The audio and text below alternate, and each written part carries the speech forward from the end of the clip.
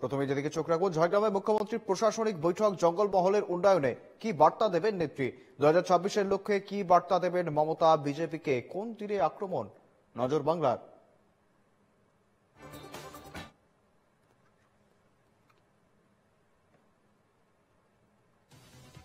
যেমনটা জানাচ্ছিলাম, ঝাড়গ্রামে গতকালই ভাষা আন্দোলনে পথে নেমেছিলেন মমতা বন্দ্যোপাধ্যায়। তার পাশাপাশি আজ রয়েছে প্রশাসনিক বৈঠক।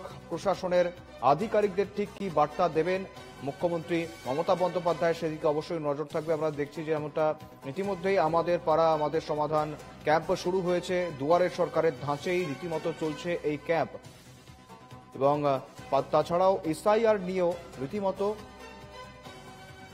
ইলেকশন কমিশন এবং রাজ্যের কর্মচারীদের মধ্যে যে দোটানা তৈরি হয়েছে এবং সরকারের যে ভূমিকা, সরকারের অবস্থান নিয়ে রীতিমতো দ্বন্দ্বে পড়েছেন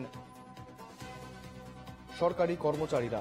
সেক্ষেত্রে প্রশাসনিক বৈঠক থেকে ঠিক কি বার্তা থাকে মুখ্যমন্ত্রী মমতা বন্দ্যোপাধ্যায়, সেদিকে আমাদের নজর থাকবে অবশ্যই। আজকেই প্রশাসনিক বৈঠক থাকবে তার।